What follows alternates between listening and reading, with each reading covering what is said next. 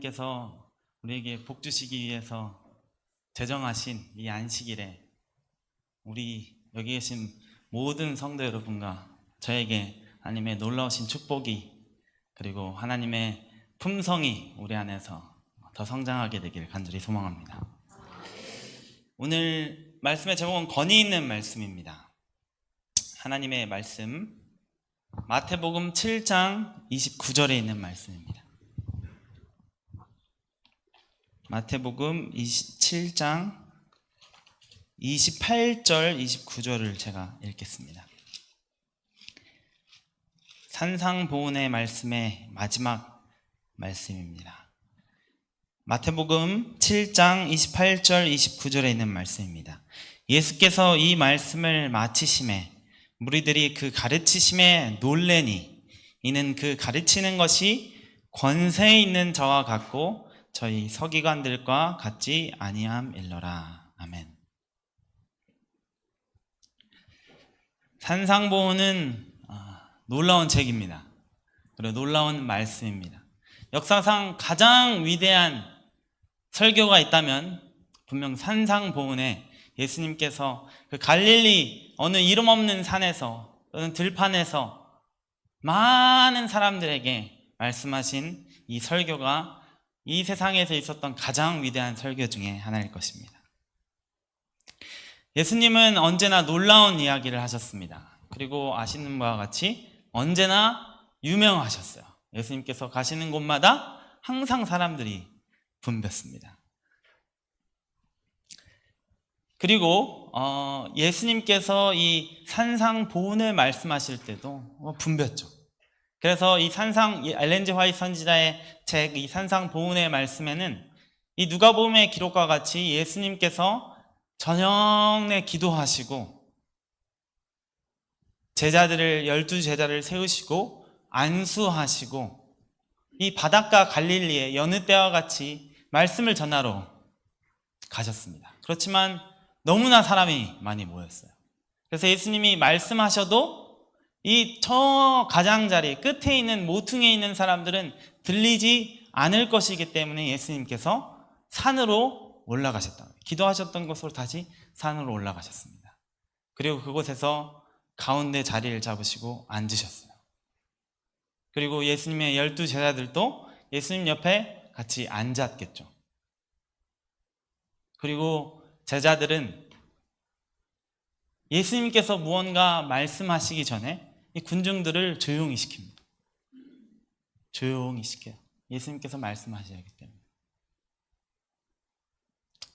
예수님께서는 이 세상의 창조자, 그리고 구원자, 그리고 인간의 모습을 입으신 이 하나님께서는 군중들을 위해서 말씀하기를 준비하셨습니다. 모두가 조용했을 때 이 군중들뿐만 조용하지 않았을 것이에요. 여기 제가 사진을 가져왔는데 팔복교회라고 불리는 이 교회가 뒤에 있는데요. 예수님께서 이 팔복을 말씀하시는 곳이라고 제가 인터넷에 검색하니까 나왔습니다. 저는 아직 가보지 못했지만 언젠간 가보면 아주 감동적인 장소이지 않을까 생각됩니다. 이곳에 앉아서 예수님께서 가운데 앉고 수많은 인파 속에서 모두가 숨죽여 예수님께서 첫 말씀을 떼기를 기다릴 때 이 군중뿐만 아니라 이곳은 보는 것 같이 자연이 가득했어요. 거기에는 모든 생태계, 생명을 가진 모든 식물, 동물들 또한 분명 조용히 했을 거예요. 이 땅을 창조하신 분께서 오셔서 특별한 시간에 특별한 말씀을 하시는 것에 아마 온 인류, 천사들까지 그리고 그 가까이 있는 동물들까지 식물들까지 모두 집중해서 들었을 거예요. 노아 방주를 통해서 예수님께서 동물들에게 신호를 보냈을 때 이 동물들이 질서정연하게 어디에 들어갔어요? 노아 방주로 들어갔습니다. 그것과 같이 이 식물들, 동물들 또한 이 예수님께서 무언가 창조자께서 무언가를 말씀하신다는 것을 느끼고 아마 집중해서 아무렇지도 않게 먹이는 새들도 그리고 형형색색 이쁜 옷을 입은 하나님께서 입히시는 그 새들도 집중해서 예수님의 말씀에 귀 기울였을 것입니다. 이 화이 선지자 산상보훈에서도 기록하기를 평소와는 다른 느낌과 분위기를 이 제자들 그리고 군중들도 느꼈다라고 기록합니다. 뭔가 평소와는 이 회당에서 하시는 말씀과는 좀 다른 말씀을 하실 거라는 것을 느꼈을 거예요. 그리고 이 날은 성경에서는 이 날이 어떤 날인지 언급하고 있지 않습니다. 아무 근거가 없어요. 그런데 제 생각에는 이 날이 안식이었을 거라는 생각이 들어요. 누가복음 1장 22절, 마가복음 1장 22절, 누가복음 4장 32절에 이 동일한 말씀을 기록하는데요. 무 사람이 그의 교훈의 논란이 이는 그의 가르치는 것이 권세 있는 자와 같고 서기관들과 같지 아니함이로라. 누가복음 4장 32절에도 저희가 그 가르침의 논란이 이는 그 말씀이 권세가 있음이로라. 그리고 마태복음 오늘 이 본문의 말씀처럼 7장 28절에도 무리들이 그 가르치심에 놀래니 그 가르치는 것이 무엇이 있어요? 권세가 있는 것 같더라. 예수님께서 말씀을 전하실 때 성경에서는 사람들이 놀랐더라 라고 기록하기를 많이 기록합니다. 그런데 제가 여기 가져온 성경절과 오늘의 본문의 말씀은 단순히 놀란 것이 아니라 그 말씀에 무엇이 있어요? 권세가 있었다라는 거예요. 권세라면 예수님께서 지금 산상보훈을 통해서 무엇을 말씀하세요? 계명들에 대해서 말씀하세요. 이 계명을 친히 세우시고 그리고 모세에게 주신 분께서 말씀하시니 권세가 없을 수가 없죠. 주신 분께서 말씀하시니.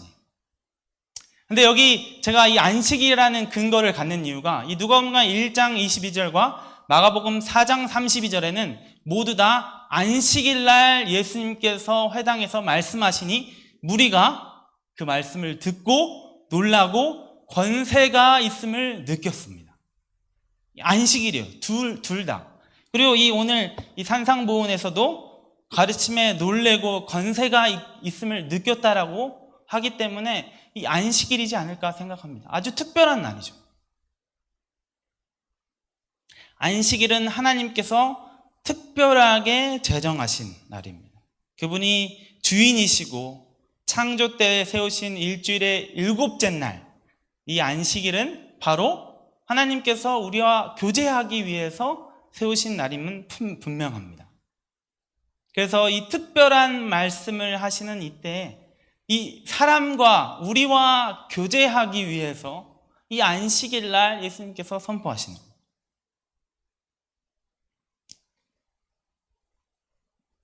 이번 명절은 꽤 길었습니다. 그렇죠? 이 대체 휴일이 월요일 날 들어가가지고 무려 6일이나 됐어요. 목요일부터 그리고 그 다음 주일 화요일까지 쭉 길었습니다. 그래서 제가 이제 휴일을 다 보내고 길었음에도 제가 이제 가족과 혹시 캠핑을 갈까 해서 캠핑을 예약하려고 찾아보니까 다 찼어요. 어느 곳도 비어 있는 곳이 없어가지고 이제 캠핑을 가지를 못했는데 그래서 이번 긴 연휴였지만 아무것도 가지 못했습니다. 이제 친정에 다녀오고 이제 저희 부모님 집에 갔다가 집에서 있고 도서관 한번 갔다 왔다가 공원에 한번 갔다 왔다가 이렇게 아들과 보냈어요. 근데 제가 마지막 화요일에 이제 와이프하고 제가 먼저 뭔가를 느끼고 와이프에게 이야기를 했어요. 이번 휴일은 아주 길었는데 참 아무 데도 못 갔네. 근데 참 행복한 명절이었다, 휴일이었다라고 제가 얘기했어요. 그리고 제가 덧붙여 얘기하기를 왜냐하면 이 명절 동안 우리 가족이 한순간도 떨어지지 않고 같이 있었기 때문에 우리가 어딜 가지 못했지만 특별한 곳에 가지 못했지만 참 행복한 시간이었다. 우리 아이들도 엄마와 아빠와 항상 함께 있었고 저희들도 아이들과 함께 있었으니까 정말 행복한 명절이었다, 휴일이었다고 얘기하였습니다. 와이프는 제가 동감의 말을 듣지는 못하였지만 아주 행복한 명절이었습니다. 그리고 제 아들이 가끔 한 번씩 가끔이 아니고 일주일에 꽤 자주 저에게 이렇게 물어봅니다. 아빠, 내일은 일 가요? 내일 일 가?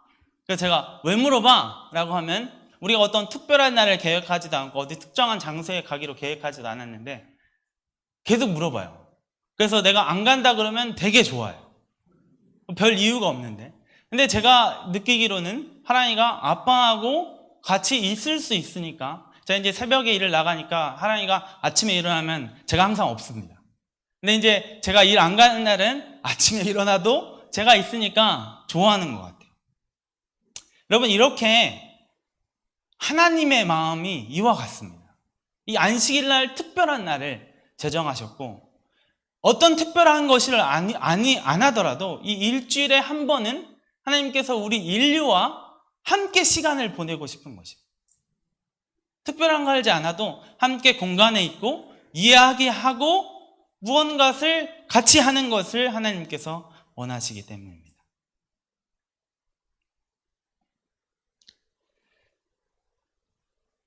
그리고 이 오늘 안식일이죠. 예수님께서는 저를 통하여서, 그리고 이 말씀을 통하여서, 이 산상보훈을 통하여서 우리에게 말씀하심으로 같이 있기를 원하십니다.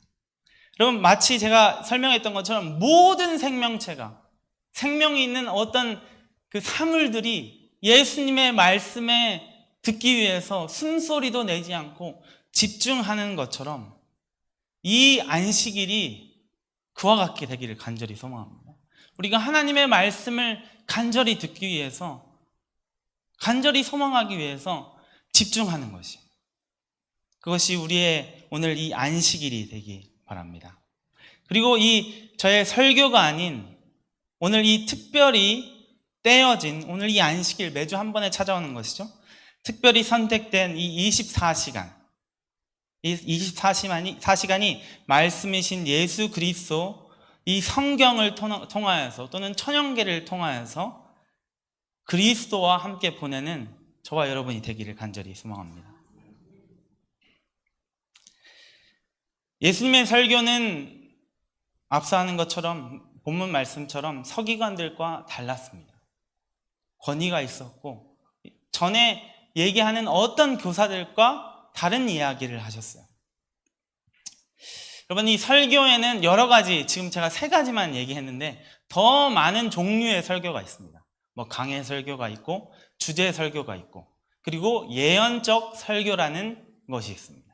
이 예언적 설교는 제가 여기 띄우진 않았는데요, 이제 한 재림교회 한 설교의 대가이신 이 하이베스라는 교수님이 있는데, 그분이 한 이야기예요. 정의한 이야기인데, 이 예언적 설교는 현 상황에 대한 비판적 의문을 제기하고 또한 신학적, 성격적 통찰력을 제공하고 권력의 진실을 말하고 하나님의 정의를 수행하고 그의 연민을 확장함으로써 사람들을 회개하도록 인도한다. 좀 어려운 말인데요, 제가 이게 영어를 직역해서 이제 바꿨는데, 쉽게 얘기하면 이 예언적 설교는 현실에 지금 우리가 마주한 것에 비판적인 의문을 제기하고, 그리고 지금 현재 권력에 대해서 진실을 얘기하고, 그리고 그것을 통하여서 사람들을 회개하도록 하는 것이 예언적 설교라는 거예요. 우리가 다니엘서와 요한계시록 설교를 들으면 종말이 다가왔다, 예수님의 그리스도의 재림이 다가왔다, 회개하고 준비하라 라는 것이 이 요한계시록과 다니엘의 말씀이잖아요. 그래서 그와 같이 이 예언적 설교는 꼭 다니엘서 또는 그 요한계시록 말씀뿐만 아니라 이 비판적인 어떤 내용과 그리고 그것을 통하여서 회개하도록 하는 것이 이 예언적 설교라는 것이에요. 그래서 제가 이 예수님의 이 산상수훈을 쭉 읽어볼 때 예수님의 설교는 예언적 설교였어요. 어떤 예수님이 그 전부터 하나님의 나라가 가까웠다, 회개하라 말씀하셨지만, 이 산상수훈에서는 이 하나님의 나라가 가까웠다, 회개하라는 말씀을 하진 않으십니다. 내용 속에. 그렇지만 이 내용 속에서는 지금 현재 살아가는 제자들과 그리고 이스라엘 백성들에게 이 비판적인 의문을 제시하고 그리고 회개하도록 인도하는 내용이 가득 차 있습니다. 예수님의 말씀을 듣기 위해 찾아온 이 사람들을 이 산상보훈에서는 이렇게 기록합니다. 푸른 언덕에 앉아 거룩한 선생님의 말씀을 기다리는 동안 그들의 마음은 장래의 영광에 대한 생각으로 가득 찼다. 미래에 대한 생각을 하고 있는 거예요.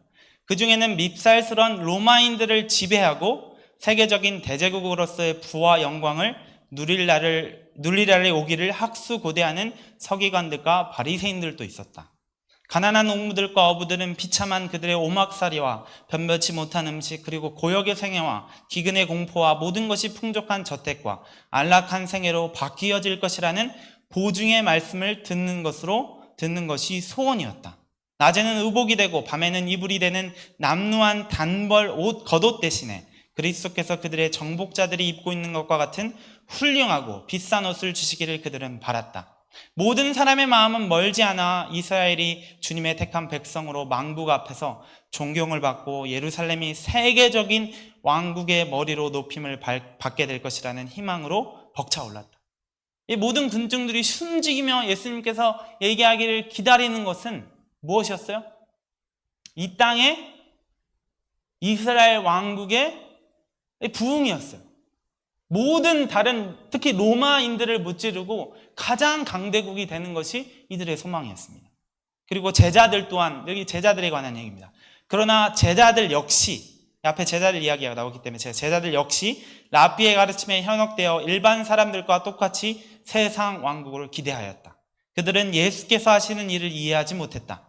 그분께서 제사장들과 랍비들의 후원을 얻어 사업을 더 강화시키기 위해 노력하지 않으시고 세상 왕으로서의 자신의 권위를 세우기 위해 아무 일도 하지 않으시는 것을 본 순간 그들은 이미 혼란과 고민에 빠져 있었다. 예수님을 따라다니고 있었지만, 그리고 이제 그 위대한 설교를 듣기 위해서 준비하는 제자들과 군중들 마음속에서는 무엇이 있었어요? 예수님께서 이제는 왕으로서 선포하시고 로마인들을 무찌르기를 하기를 원하고 있었어요. 그렇지만 우리가 아는 것처럼 산상보훈의 이야기는 그런 이야기가 있습니까? 아니에요. 영적인 왕국을 예수님께서 이야기하십니다. 이스라엘 백성들은, 그리고 제자들은 이런 마음을 갖고 있었지만 예수님께서는 그런 말씀을 하지 않으셨어요. 그래서 제자들은 더욱 놀랐을 거예요. 이 기록에 예수님의 말씀을 읽고 놀랬다 그래요. 더욱 놀랐을 거예요. 이제 특별한 순간, 뭔가 기대되는 이 순간에 예수님께서 하시는 것은 오히려 이들을 비난하십니다. 이스라엘 백성들은 신명기 11장 27절 28절에 의거하여 너희가 만일 내가 오늘날 너희에게 명하는 너희 하나님의 여호와의 명령을 들으면 복이 될 것이요, 그리고 하나님의 법을 지키지 않으면 어떻게 돼요? 저주를 받을 것이라. 그래서 이 이스라엘 백성들은 법의 목숨을 걸고 율법을 지키기 위해 열심히 노력했어요. 그렇지만 예수님께서 뭐라고 말씀하시냐면 이 산상순을 통하여서 새로운 율법, 이들에게는 새로운 율법이었죠. 그렇지만 하나님께서는 처음 주신 것이었습니다. 처음 주신 게 원래 있던 것을 다시 말씀해 주시는 것이었습니다. 율법의 역할은 우리가 알거니와 무릇 율법이 말하는 바는 율법 아래 있는 자들에게 말하는 것이니 이는 모든 입을 막고 온 세상으로 하나님의 심판 아래 있게 하렵니다. 그러면 율법의 행위로 그의 앞에 의롭다 하심을 얻을 육체가 없나니 율법은 죄를 깨달음이라. 율법은 무엇을 느끼게 해줘요? 죄를 깨닫게 하죠. 그래서 예수님께서 지금 산상보훈의 아주 중요한 순간에, 뭔 특별한 것을 말씀하실 순간에 예수님께서는 제자들에게 무엇을 느끼게 하셨어요? 죄를 느끼게 하셨어요. 율법을 말씀하셨어요. 어떤 이들은 자신들이 율법을 아주 잘 지키고 있다고 생각했어요. 1.1획도 틀리지 않고 그 부자 청년처럼 내가 모든 것을 지켰나이다 라고 얘기하는 사람들도 있었어요. 그렇지만 예수님께서 이 산상보훈에 얘기하는 것처럼 겉으로는 모든 율법을 지키는 것 같았지만, 살인은 하지 않았지만 어떻게 알아? 너희들은 어떻게 하고 있다? 마음속으로 다른 이들을 즉 바보 멍청이, 더 나아가 더 심한 욕을 하고 있다라고 했어요. 너희가 느끼기에 너희는 살인을 안 하고 있지만 너희는 속으로 다른 사람을 바보라 하고 멍청이라 하고, 저 사람은 이것도 이해 못해 라고 얘기하면서 이 사람이 살인죄를 지고 있는 것이에요. 그리고 또 얘기하시길, 너희 마음속에 음욕을 가늠하지 않고 있지만 마음속에 무엇을 품고 있어요? 음욕을 품고 있어요. 눈에는 눈으로, 이에는 이로 응징하고 있었어요. 원수를 용서할 마음조차 갖지 않았으며, 나의 착한 행실은 다른 사람이 뭐 해야 돼요? 꼭 봐야 돼요. 봐야 되길 원하고 있는 것이. 금식하는 것 또한 다른 사람이 어떻게 해야 돼요? 알아야 돼요. 내가 고통받고 있으니까 날 위해 좀 기도해줘. 알아야 돼요. 우리의 마음은 어디에 두고 있어요? 이 땅에 하늘의 보물이 아니라 이 땅의 보물을 너희가 두고 있다. 돈을 섬기며 비판하기를 좋아하며 나를 돌보는, 나의 들보는 보지 못하면서, 더 나아가 보여도 안 보인 척하면서 다른 사람의 무엇을? 눈에 티끌은 귀신같이 찝어내는 것이죠. 좁은 문이 아니라 큰 길로 가려고 하는 너희다라고 예수님께서 율법을 풀어서 말씀하셨어요. 너희는 외식하는 자로서 너희가 율법을 다 지키는 것처럼 생각하지만 천국의 법은 이렇다 라고 하나하나 찝어서 말씀하셨어요. 여러분, 오늘 예수님께서 이 시간에도 이 예언적 설교, 산상보훈을 우리에게 말씀해 주십니다. 이곳에 있는 우리 개개인에게 어떤 말씀이 성령 하나님께서 역사하셔서 우리에게 찝어 말씀하실지 모르겠어요. 예수님께서 처음 산상보훈을 떼신 말씀은 무엇이에요? 심령이 가난한 자는 복이 있나니 천국이 저희 것입니다. 그런데 군중중에는 심령이 가난한 자가 찾기 힘들었어요. 여러분, 심령이 가난함을 얼마나 경험하십니까? 한 번 경험하면 다시는 경험하지 않는 것인가요? 한 번 나는 내가 예수님을 개인의 구주로 받아들일 때 회심했으니까 다시는 경험하지 않는 것입니까? 여러분, 그렇지만 성경의 노독들은, 특히 다윗은 심령의 가난함을 얼마나 경험했습니까? 회개와 속죄의 삶이었어요. 반복되었어요. 더 심령의 가난함을 느꼈을 때 이 다윗은 예수님께 더 가까이 갈 수 있었습니다.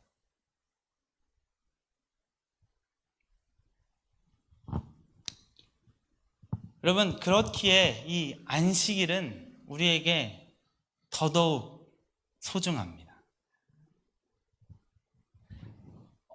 어떤 이 랍비인데요, 학자는 이렇게 얘기했습니다.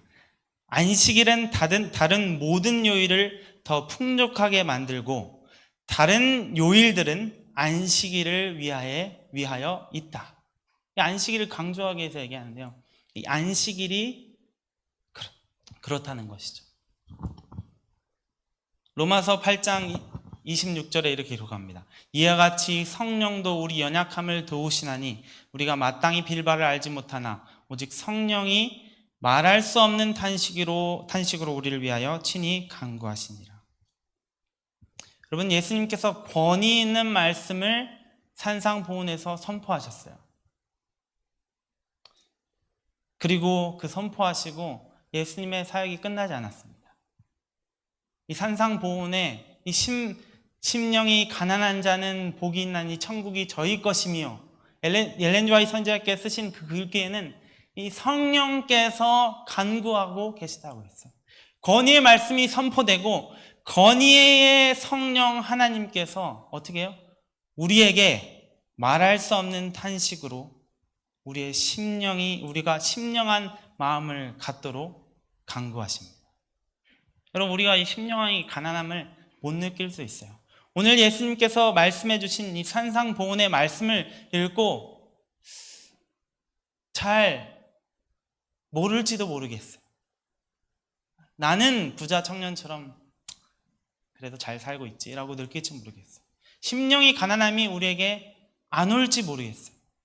그렇기 때문에 이 안식일은, 우리가 이 특별한 안식일은 이 마치 군중들이 예수님의 말씀을 듣기 위해서 모든 소리를 죽이고 더 나아가 모든 생명 있는 사물들이 예수님의 말씀을 듣기 위해서 집중했던 것처럼, 우리가 이 안식일에, 매주 안식일에 하나님의 말씀을 듣기 위해서 모든 노력을 다하여 말씀을 듣고 그 말씀 속을 통하여서 권위 있는 성령 하나님께서 역사하심을 우리가 경험할 때, 말씀처럼 어떻게 말할 수 없는 탄식으로 우리를 위해서 친히 간구하세요.